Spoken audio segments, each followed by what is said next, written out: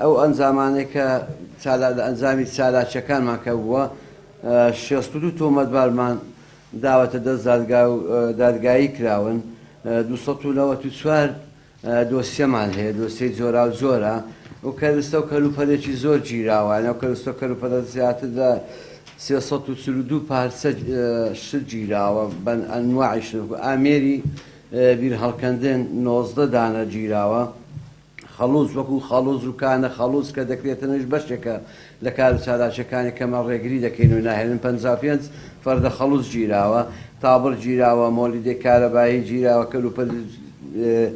کەڵک چوب کە ڕای پێکرایە چوب و ئەنی مادەکان گەلک زۆرە بە وردەکارەکەی دەخێنە بەردەستی خۆتان، وەکو ئەو شتە زیندووەکانیش وەکو کەو 34 کەوی زیندوومان گرتووە کە بە بڕیاری حاکم بەڕەڵامان کردووە، یعنی بە چاودێری و بە کامیڕاوە لەسەر بە فەرمانی دادوەر بوو کە سۆرکە و کەوی مردوو کەوی زیندوو ئەو کەوانەی کە لە کاتی کە دەستگیر کراون تۆمەتبارەکان کەوەکان مردوونە،